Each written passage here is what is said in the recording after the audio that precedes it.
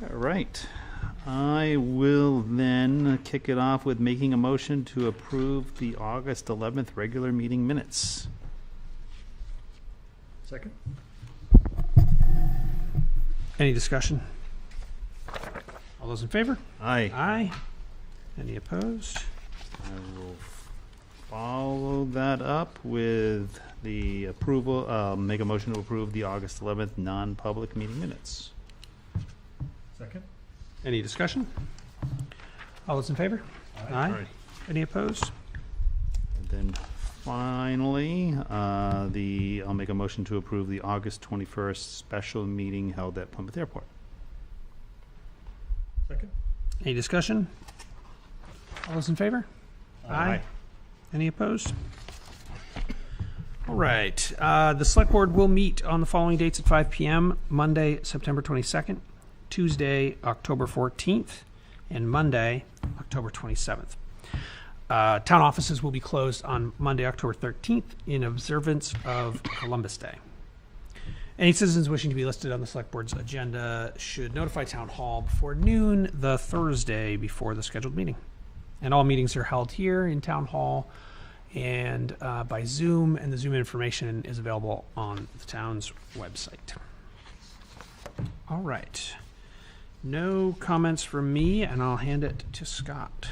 Thank you. Property reevaluation letter. This is an update from what you have in your packet based on information from Whitney Consultants on Friday. Is the 2025 property reevaluation letter with the new assessed property values will be mailed September 12th. They were due to be mailed on Friday, September 5th. Unfortunately, they encountered a problem with the new software that we have. So the letters will be mailed this Friday, the 12th. The hearings are now scheduled for the last week of September from 9 to 3 at either the Pease Public Library or Town Hall with staff from our contracted assessor, Whitney Consultants. The hearings are available in person or by telephone. Senator Hassan's visit to Plymouth on Thursday, August 21st. Senator Hassan visited Plymouth to view the solar array on Quincy Road and to discuss the closeout of the downtown drainage project.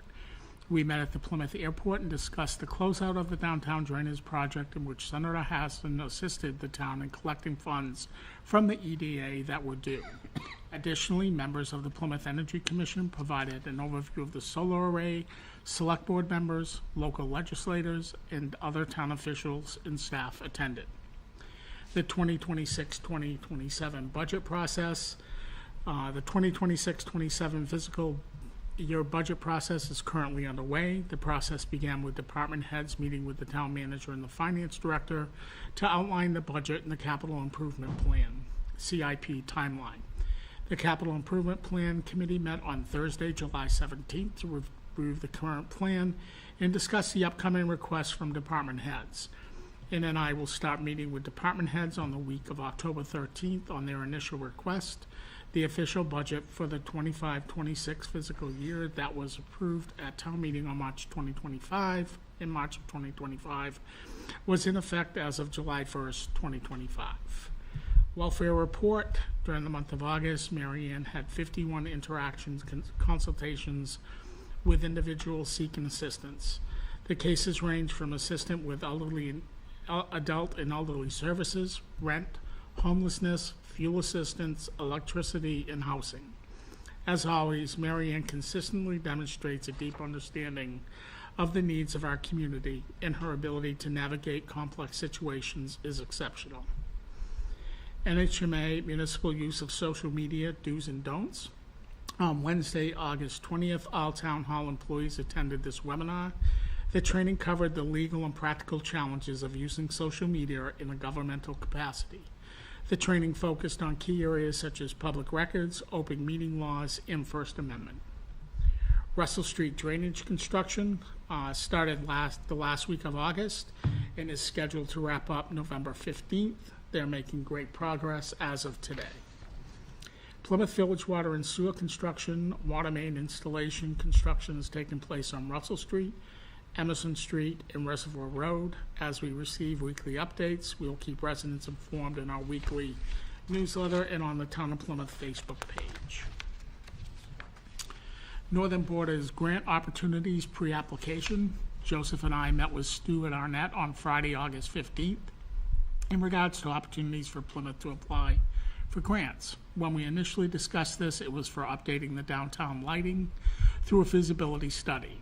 On Thursday, August 28th, Joseph completed and submitted our pre-application for the Main Street Lighting Feasibility Grant. Over the next few weeks, this will be reviewed by Northern Borders Committee.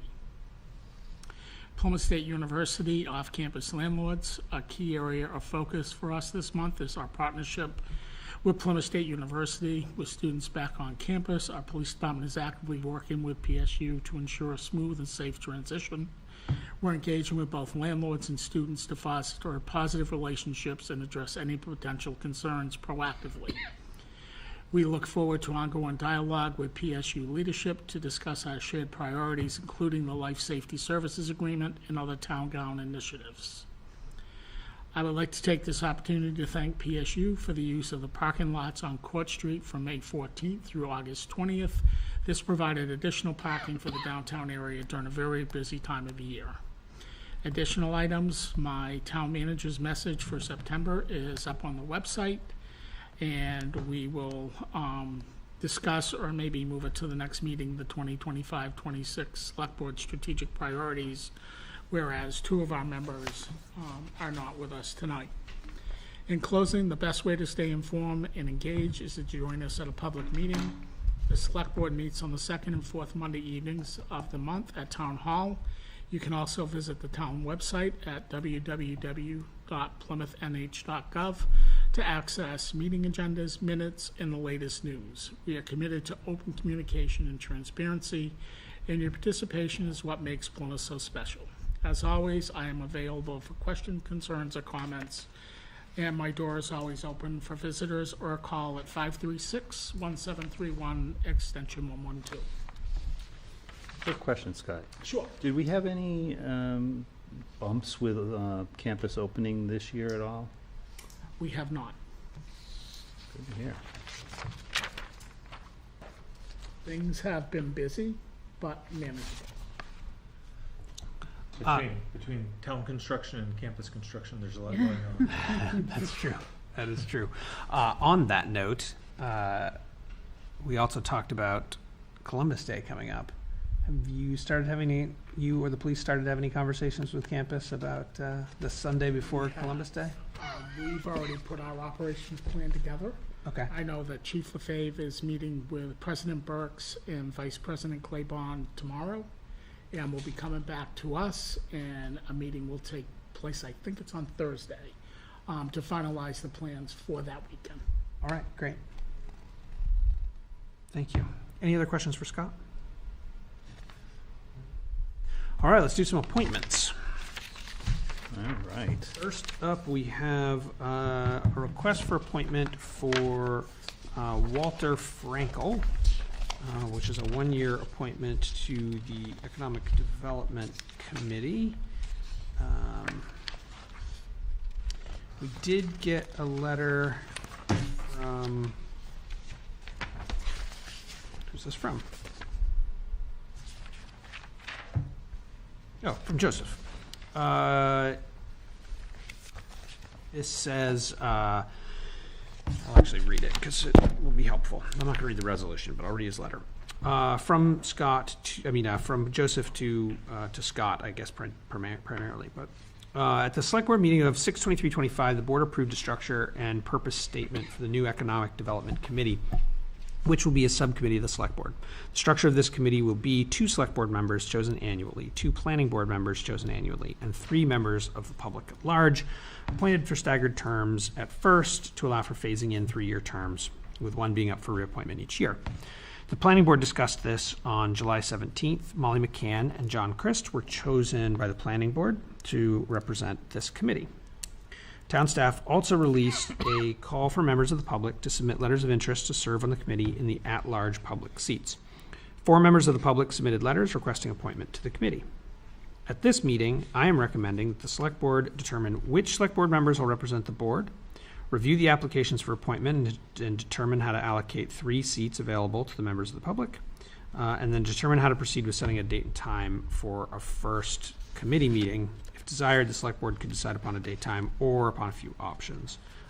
And then see the attachments. The attachments include the full resolution for the formation of the committee, and then the public notice that was sent out seeking volunteers.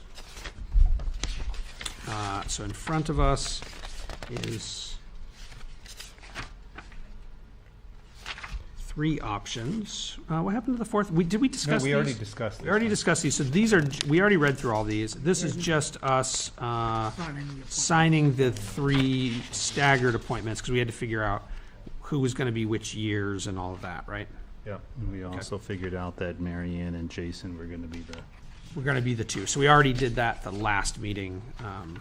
So Jason and Mary Ann, who we will not get any report from this week because it hasn't started and they're not here. So the first of those appointments is for a 1-year appointment to Walter Frankel, which is in front of us. 6-month appointment.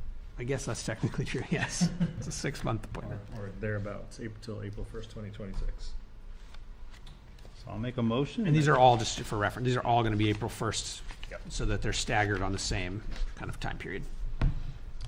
So I'll make a motion that we appoint Walter Frankel for a 1-year appointment, or 6 months, to the Plymouth Economic Development Committee expiring on April 1st, 26.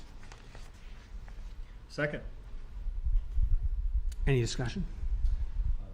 I think we discussed candidates earlier. I'm very happy with the volunteers that have come forward, and happy that Walter Frankel is going to be part of it. Yeah, I think it'll be good. Yes. All those in favor? Aye. Aye.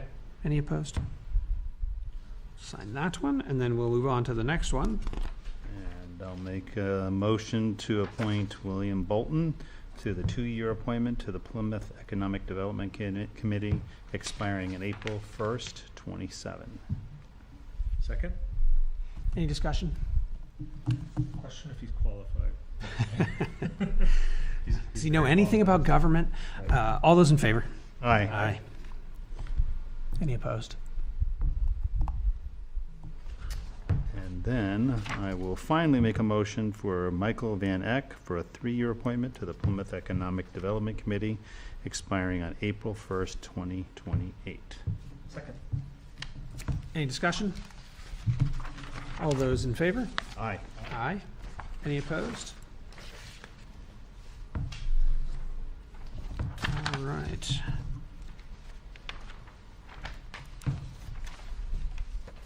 Those are handled, and that takes us to another appointment, which is for Ina Ahern, a 3-year reappointment as an alternate member of the Plymouth Conservation Commission.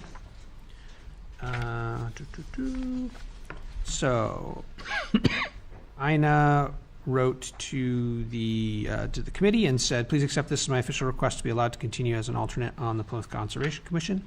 We'll leave them up for renewal in the August meeting. I hope you found my contributions beneficial to the work of the commission. I found it beneficial both on a personal level and a professional one, as collaboration so positively impacts the experiences of the Plymouth Regional High School environmental science students. And then, Ted, would you be able to bring it to the select board for confirmation?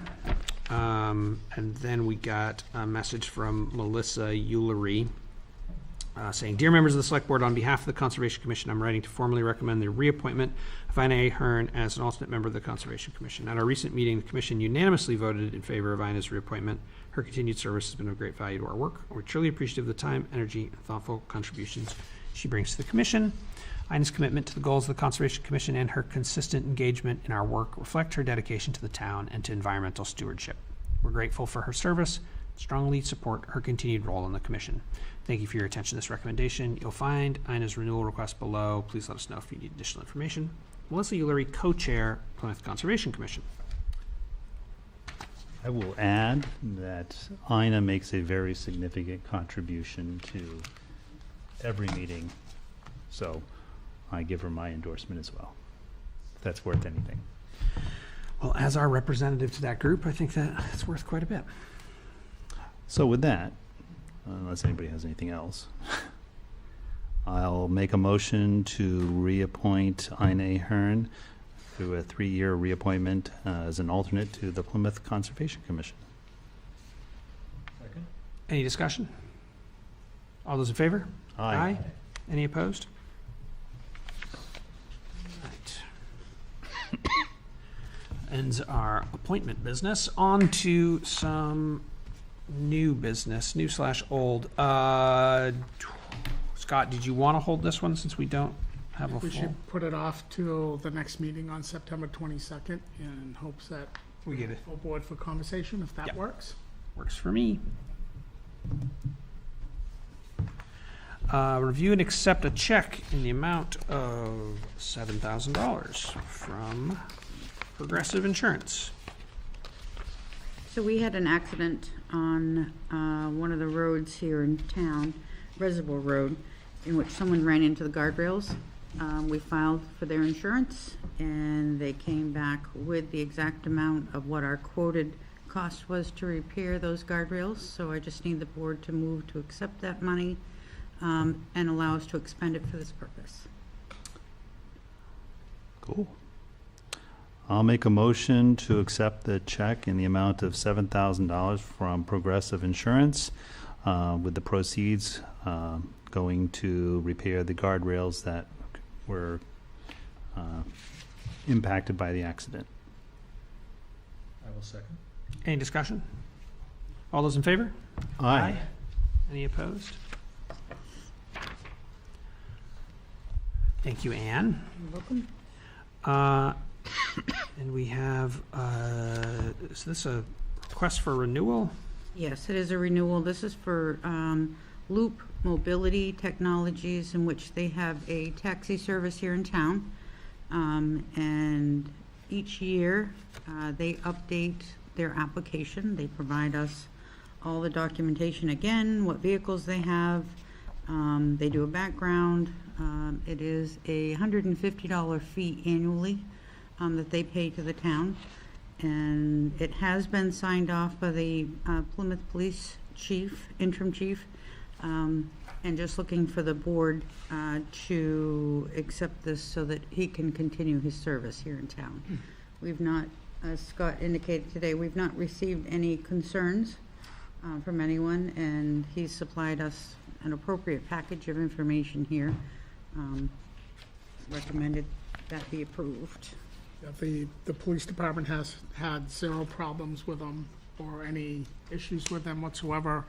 As Ann said, this is a renewal. They have submitted all the required paperwork, so it'll be the recommendation to approve the renewal as included in this application. I'll make a motion to approve the application from Loop Mobility Technologies for a renewal of their taxi permits. I'll second. Any discussion? All those in favor? Aye. Aye. Any opposed? All right. Flying through this agenda. On to the signature file.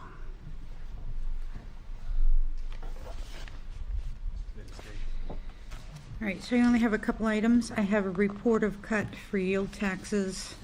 This was on the road here.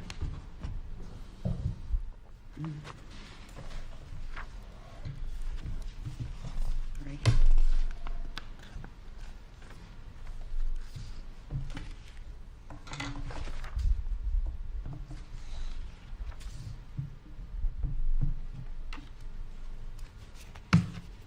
Says tax map 241, lot 21, 10 acres of land was cut. And the timber assessment that they're being assessed for, $1,238.57. Looking for 2 signatures on that. The next one is a timber intent to cut, and this is for property on Quincy Road.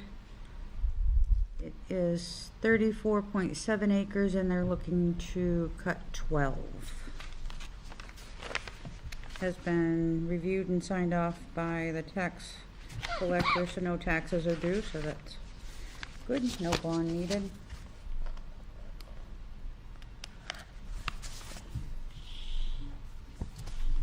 That's all I had.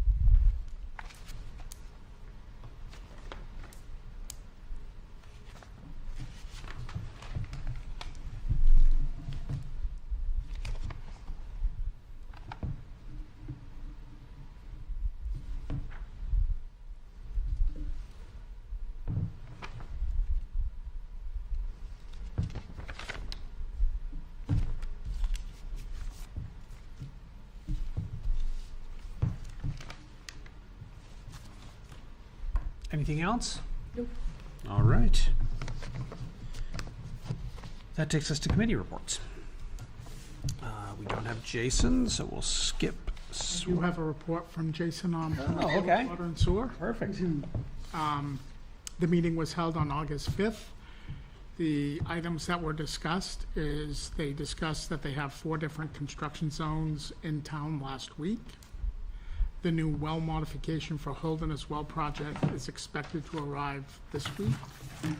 The pump station number 4 bypass was removed today and is now fully functional, except for the elevator, which requires a new motor. The motor repair for the elevator will cost around $4,000. Budget season is coming and there are 4 commissioner meetings scheduled. Revised solar services design contract was approved by the commissioners, and the solar loan agreement was approved by the commissioners. And Jason Rando brought up and spoke to the concerns of wastewater cybersecurity concerns. And that concludes Jason's notes. Thank you. And if Jason happens to be watching, thank you for the summary sent in. Planning board. We haven't met for a while, so I have an update, but you probably also have one. I do. I have notes from the approved minutes of August 21st. Move this in, sorry. The planning board met on August 21st. This was a public hearing. There were 2 boundary line adjustments that were submitted and approved. One was on 295 Highland Street, 5 Adrian's Way. And I believe that's the one that came in front of us.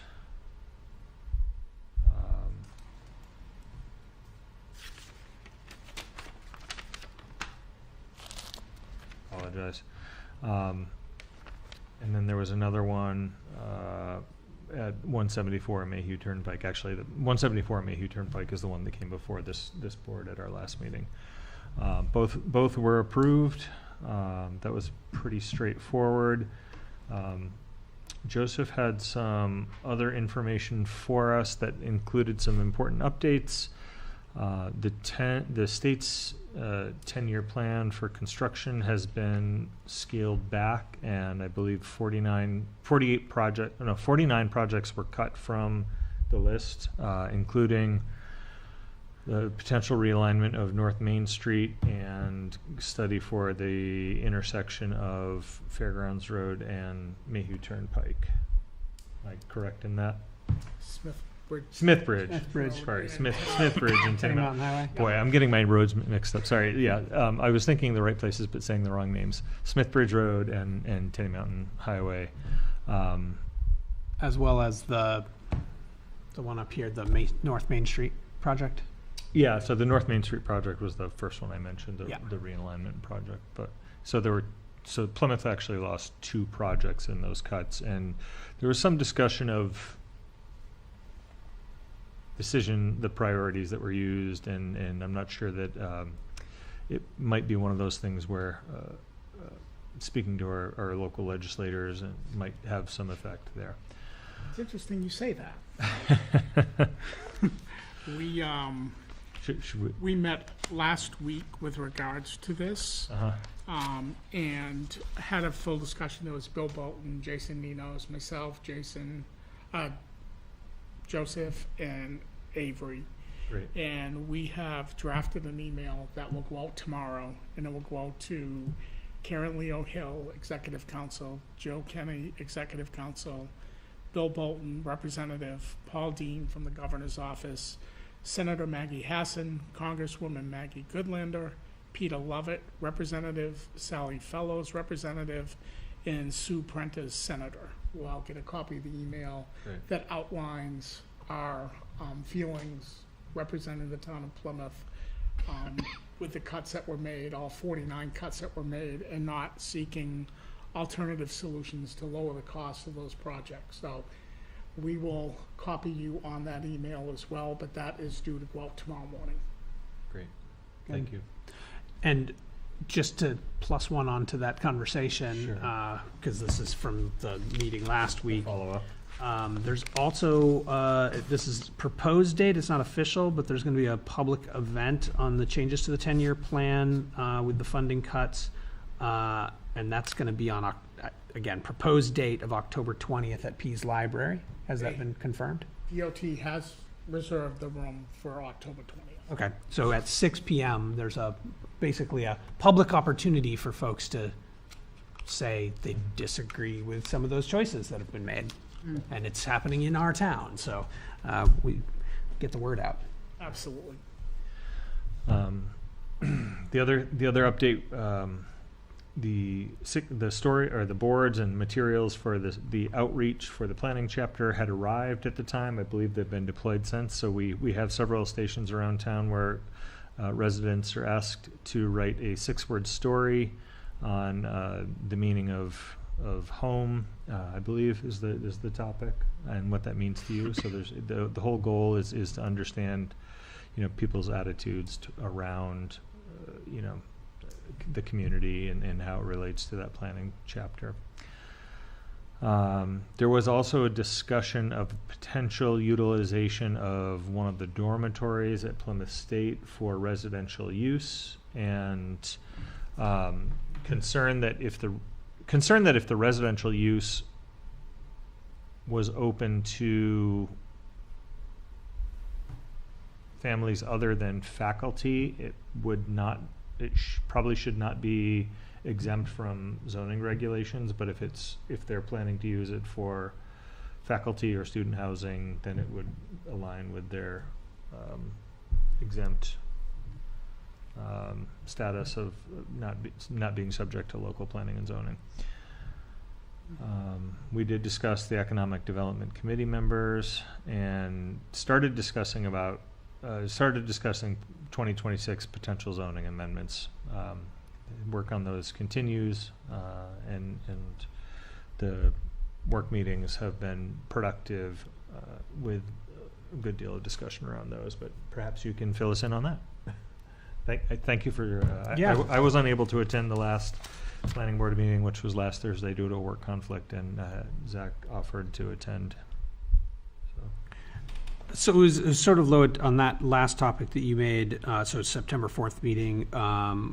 There was some discussion around the Tenny Mountain Overlay District. Spent a good amount of time discussing that and some of the changes to how that was being proposed.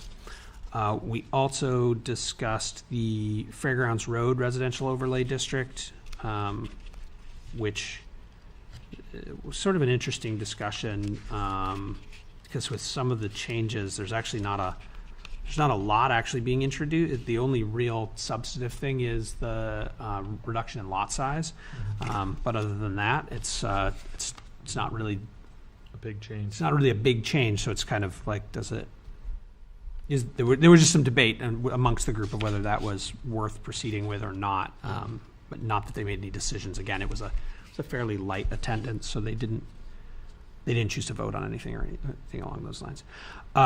We also discussed, Joseph had a really good handout for the amendments, for the recent changes to state law that affect zoning and planning. It's a 2-sided sheet. If you haven't seen that, it's worth reviewing for sure. I know we've discussed it. I haven't reviewed the print document yet. Yeah, it was really well.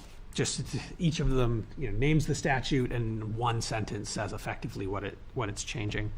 And some of that affects some of the active zoning we have, makes things that we currently require we have to immediately change to affect the law. But there's a couple instances specifically around parking where, because of the change that has to be applied now, there's some effects that make really awkward parking situations if someone was to come forward in between now and March with a proposal. So anyway, hopefully that'll get resolved in what we put in front of the town in amended zoning to vote on in March. So that was interesting discussion. I think that's it. Yep, that's it. I could jump back. There was a little discussion at the end of the meeting, the previous meeting, about one of the members expressed concern about the permit requirements for accessory dwelling units. I believe it sounds like this board approved a permit format for accessory dwelling units that has to be filed annually, and there was some general feeling that at least one or two members of the planning board thought that was excessive. But I think that was all approved when Tom came in with the updated permitting fees. Yep. And I think Tom is coming back into a planning board meeting to have further conversation about that at the next meeting. great.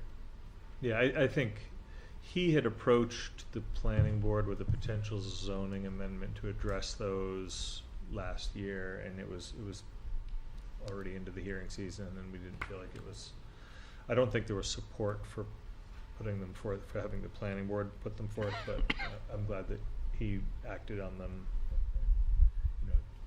I'm not sure there's unanimous support for this discussion, but there were certainly a few members who thought it was unnecessary.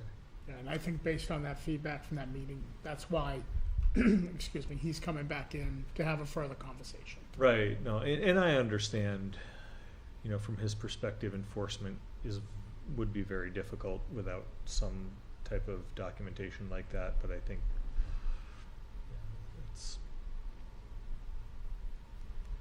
it is a burden for people who. I'm not sure the planning board intended to require a permit for that, when it was approved, but we'll roll with it.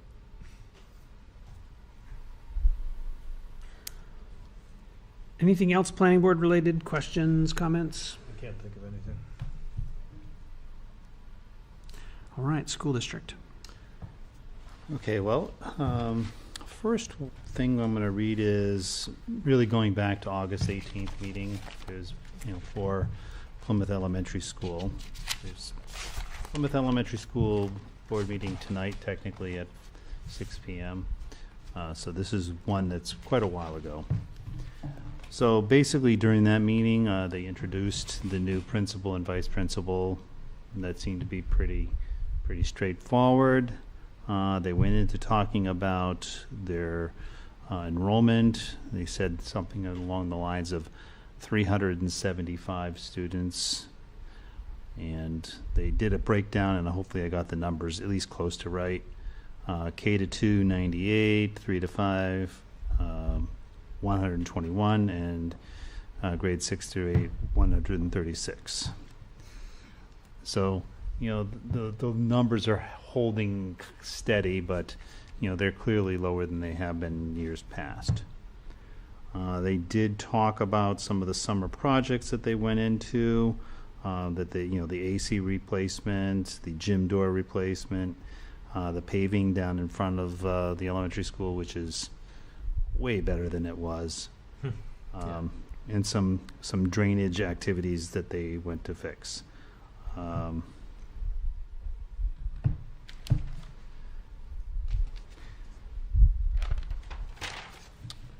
Let's see. They had they talked about this new software, behavior tracking software that they're using in the school.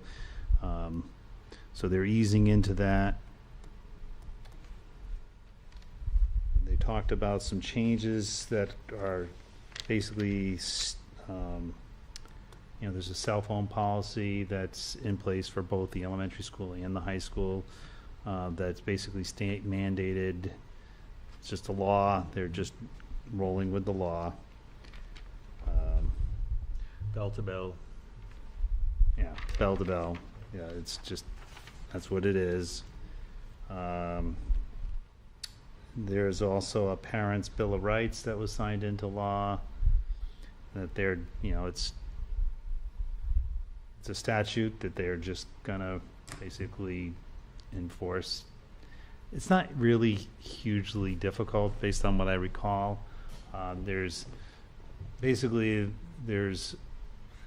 Comes out to what the parents have a right to ask for. Yeah. And basically anything. So, and they have to provide it within a certain time frame. So that was talked at both schools. They did talk about the fiscal year end of your report, and this is one I hope I got the numbers at least close to right, because they always speak way faster than I can write.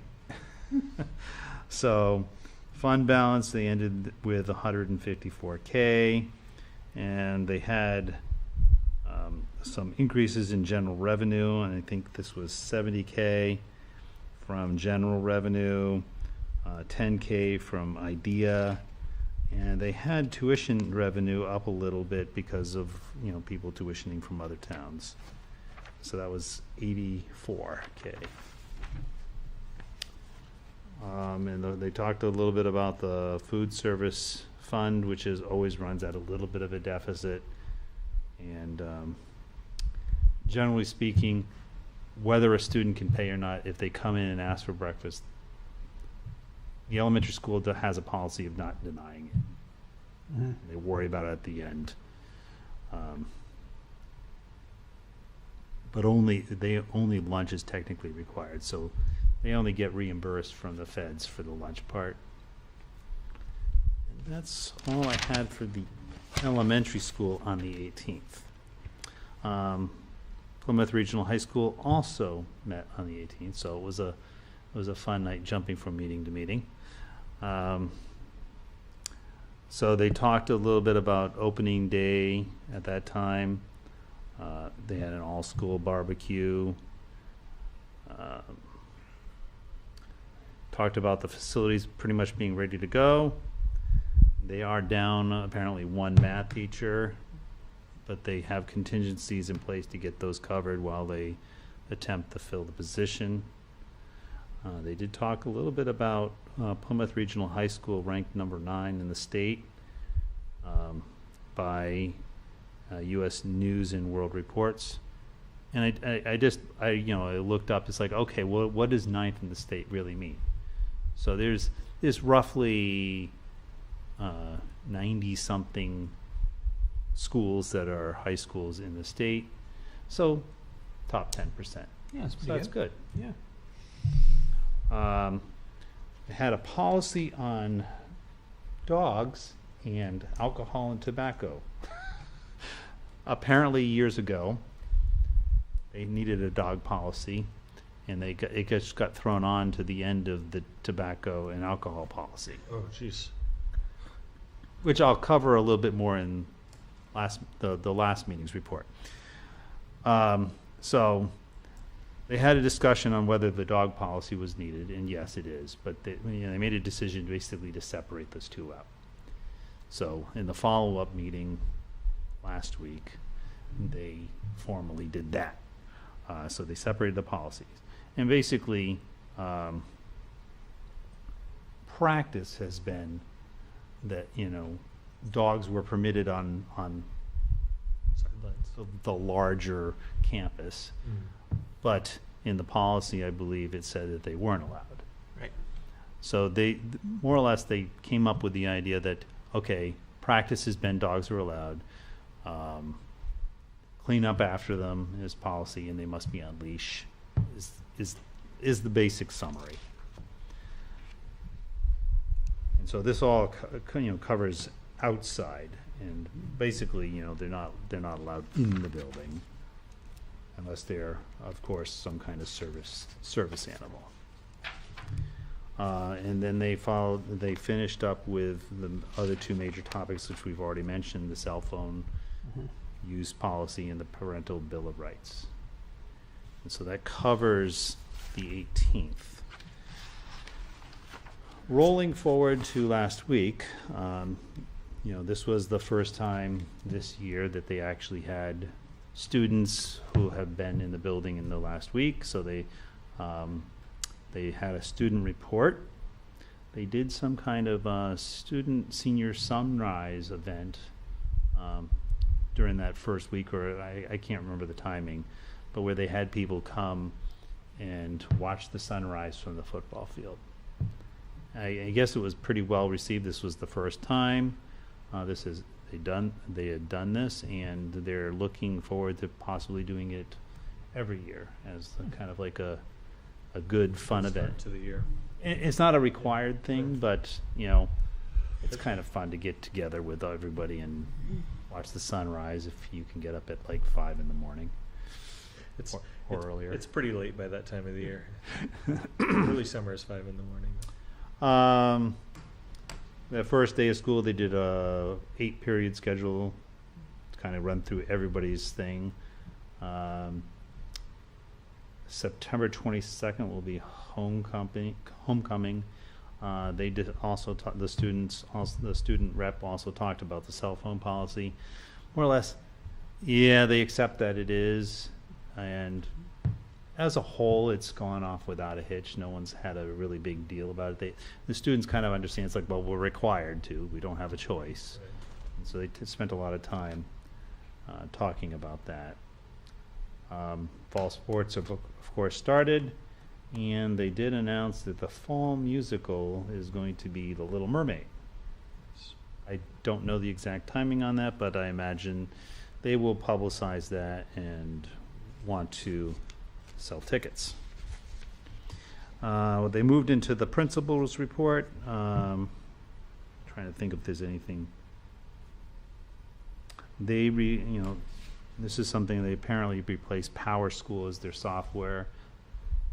This is more along the lines of all right, we're replacing software, we're easing into, being a little bit gentle on that approach for staff and faculty getting used to it.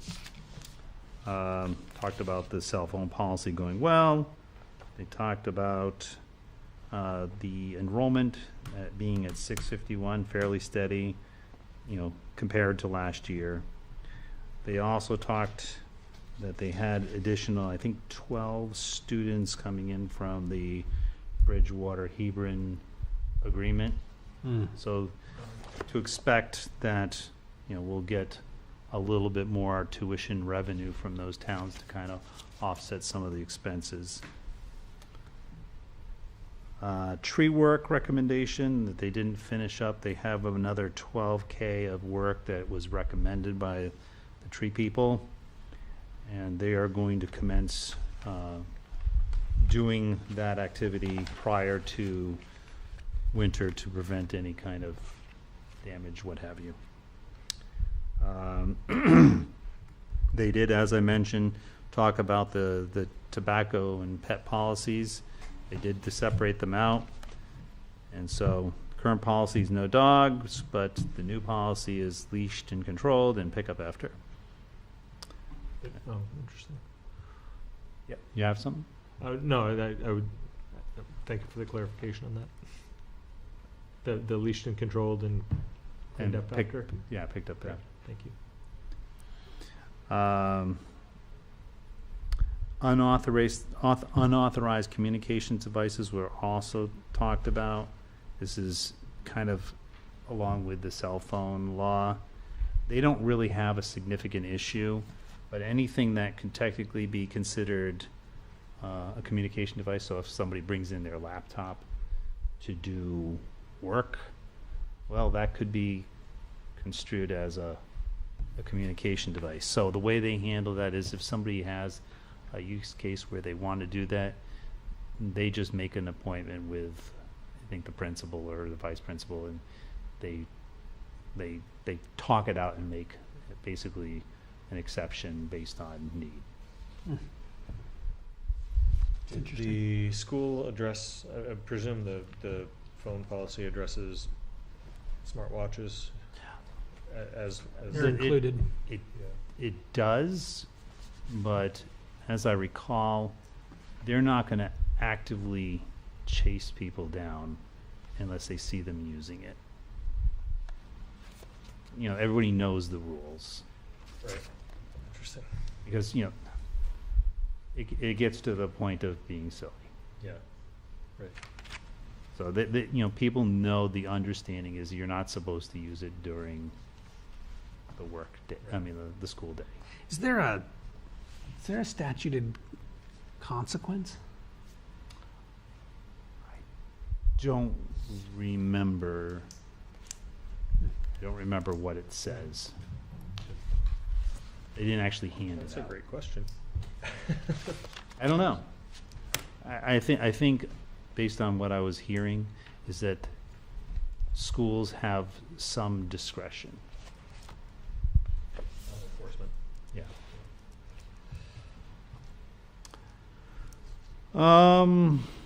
At which point the consequence could relate to their funding as opposed to the individual? Seems like that's the only Yeah, like I said, I don't think take I don't away think the it last was. stream of funding they have. Like what's left? Right, exactly. That penalty is getting pretty small. Under other business, they did talk about their end-of-year fiscal report. And again, these numbers are what I could actually write down quickly enough. So their unreserved fund balance has $502K. Their revenue is $88K coming back.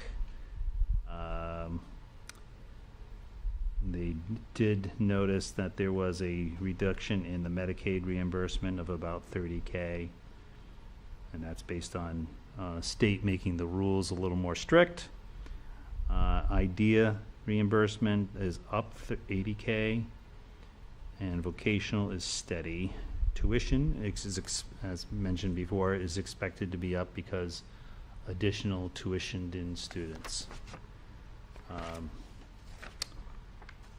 And they talked a little bit, and this is where I lost them, about capital reserve and special ed. Something about capital reserve, $1,900, and special ed, $2,000. So I think these are extra funds that they got. And that concluded the September 2nd PRHS school board. And as I mentioned, the elementary one is tonight at 6. And so obviously I can't report on that one. We might still be able to get you out of here by 6. Don't rush. Conservation, actually, any questions other questions for Ted about Plymouth School District? All right, Conservation Commission. Conservation Commission met on the 19th, the day after the schools. So it was a couple of busy days. They did a review of the impact, a wetlands impact on a driveway through a location to a new house. And this is off of Claybrook Road. It's apparently a very narrow strip at the upper edge of the property that was proposed.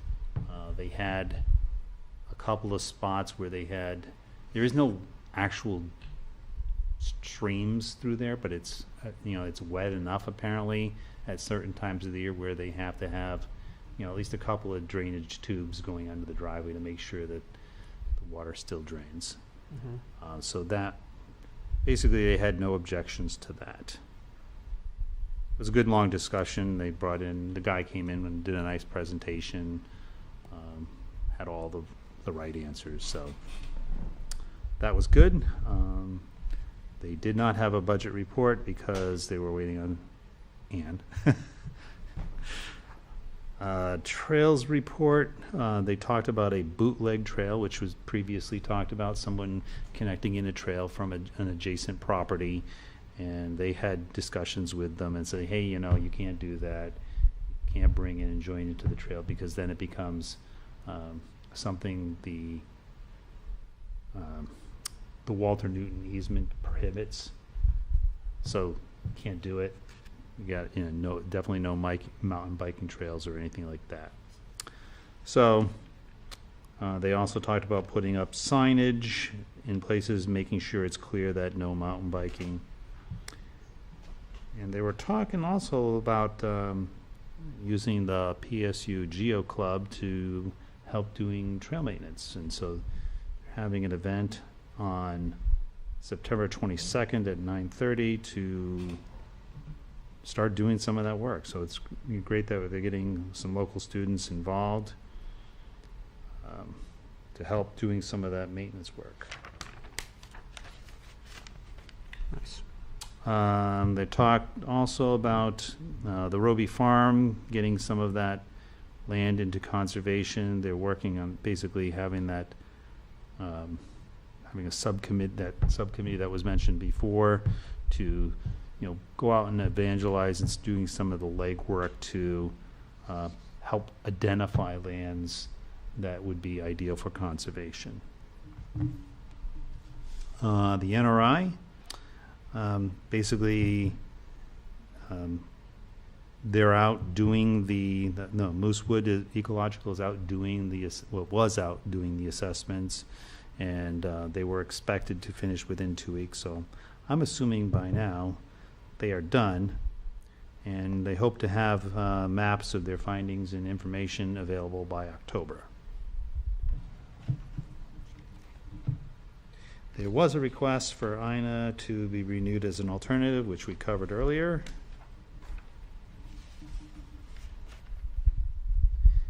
And that seems to be, apparently Neil attended a conference put on by the New Hampshire Department of NHDES, Department of whatever it is, Services. And so the synopsis is they were told, because of all the mix-up at the federal level, that we should expect lengthy delays in responses from a lot of anything that we're doing at the federal level. If we put queries in, leadership in those areas has changed. Some of the people have been let go. And so, factor in extra time. And the next meeting will be September 16th.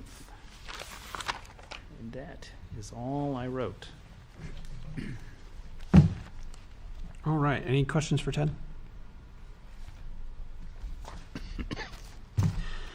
Capital improvement, you heard Scott mention some meetings are starting up on that, but the full group's probably still a few weeks out.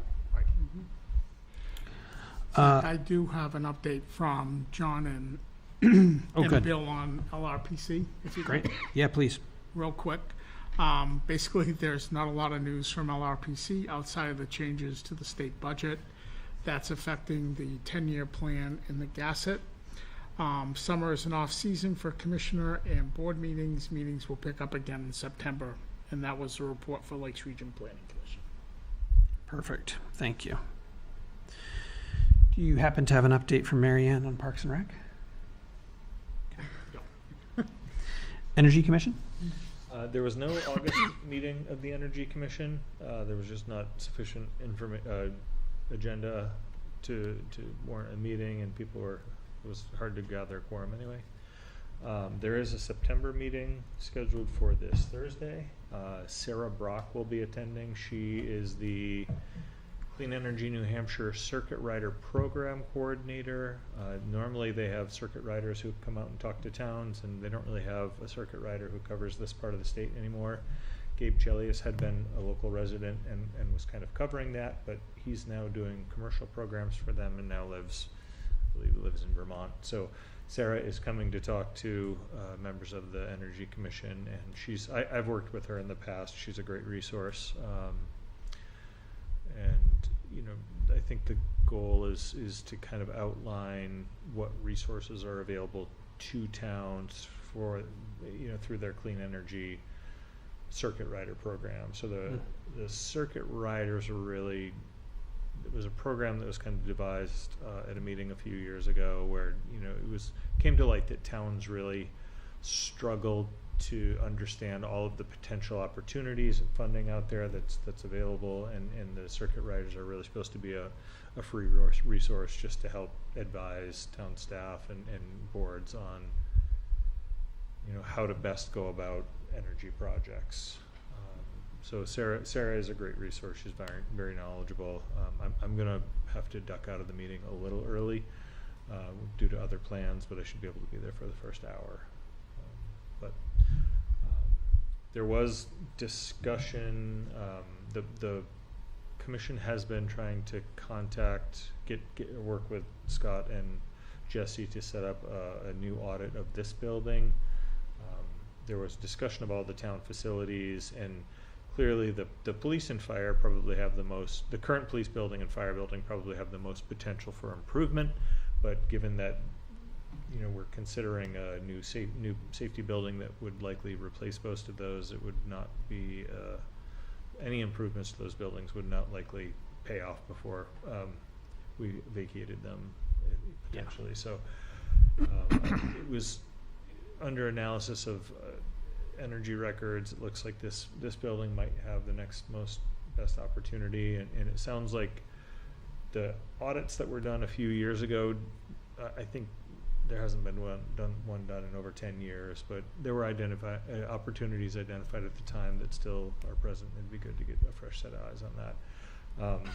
There is money available for municipalities to get free energy audits, and then there are significant incentives available through New Hampshire Saves programs, municipal specific funding. So I'm not sure if Jesse was able to get in touch with Bill or Eric at the co-op. He was off last week. He was out today with a doctor's appointment, but I think he has follow-up with them tomorrow. Okay. Great. That's it for Energy Commission. Any questions for Phil? Advisory Budget Committee. Do we have a meeting scheduled yet? No, not till October. Okay. Still nothing. Chamber of Commerce, no Mary Ann, and I assume no update. PERLAC. Yes. So Bill sent me an update that on their meeting on the 29th, looked at the progress that DES is having with the in-stream flow monitoring. In-stream flow monitoring is always a way to access seasonal river water effects on fish species. For local advisory committees, it also gives an indication on the effect the river volume from entities that are drawing down on the river. This gives us a tool to consider future requests that might affect fisheries and recreational use of the Bemmy. There was also discussion on Ashland's waste digestion proposal that would produce biogas in compositable materials. Unfortunately, is located over the aquifer in Ashland uses and too close to the Bemmy. And that was Bill's report. Okay. Police and Fire Building Assessment Committee. I have not been able to attend any of the tours yet, but you've had a few. So we have been to Enfield facility, which in words of their board and police chief and fire chief, they've already outgrown. And it's only been open for less than a month. And it was kind of a rushed situation where they divided money between police, fire, and library. And they got $7 million to build a facility, so they went ahead with it and built it, and they're already outgrown it. That's a They're nightmare. using closet spaces for offices. We went to Wolfboro. Wolfboro renovated an existing building, but added on 22,000 square feet. Nice facility, but kind of chopped up. Farmington was last week, and not a bad facility from a fire perspective, but police wasn't anywhere near the size of what Plymouth PD is. And then this Wednesday, they'll be visiting Bristol. I won't be there. I'll be off on Wednesday. But they'll be visiting Bristol, and then the plan, once they conclude that, Kevin will send out the next meeting update to go through the different visits and the good, the bad, the ugly. And as I understand it, Bristol's going to be another not great. Correct. The initial word. Yeah. I've heard enough, like, just scuttlebutt around that building not having turned out the way everybody wanted it to turn out. Yeah. That's where we are now. The engineers and the architects for Wolfboro and Enfield, very good. They'll get a copy of our RFP, RFQ. And So that Enfield facility, despite its size issues, still a nice facility that they built. It is. That's good And anyway. they, like the architect said and the engineer said, is that we tried to promote to them what they needed for the future, and they only had this to build, and they wanted to go ahead with it. So they did cut some corners in it. But I think Dan and Kevin will report out on that at our next meeting. As with all of these so far, I have a 50-50 chance of being able to go on Wednesday. And so And Dan, we'll see. I hope I'll be there. I've mentioned that to Dan, that depending on your schedule, it's hit or miss. It's technically blocked out on my schedule for this week, but who knows?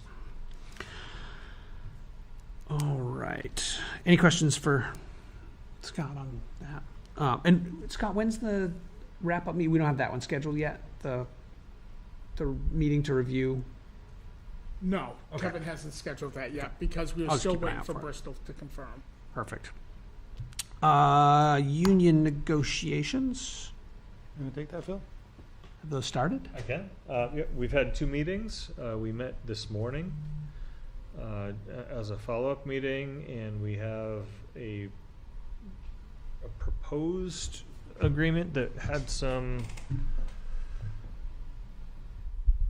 issues that needed to be pencil sharpened and revised a little bit, but I think in general, we've had 2 good meetings. The team from the fire department, they're open, honest, good, representing their interests well, and they do have an attorney representing them from the State Firefighters The Association. Professional Firefighters Professional. Association. Yes. But, it sounds like, there are some potential cost increases with their proposed wage schedule, but we're hoping to work through that. It may not be, given the history, I think they're due for a revised wage schedule, but we haven't. I think once we have a revision, we'll bring it to this board for review. They're supposed to have a proposal with the For- revisions back to us on October 6th. First. October 1st, we bring it to the board on October 6th, I think it is. There were a few other requests. I don't want to get in. I guess I Yeah, shouldn't no. get into the details, but there were a few requests for a few types of insurances that aren't currently provided by the town, and a few other,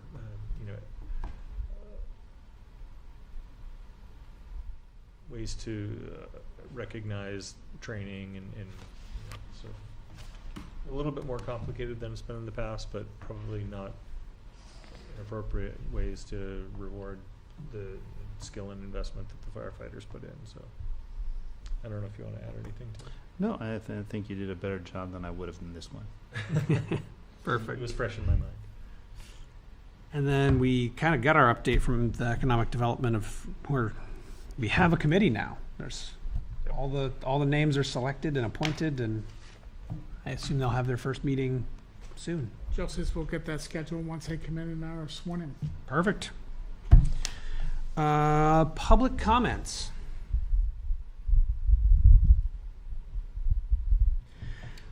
Seeing none. Okay, I'll make a motion to go into non-public in accordance to RSA 91-A:3, number 2, A, personnel, C, reputation. I'll second. Phil, your vote. Yes. Ted. Aye. Zach. Aye.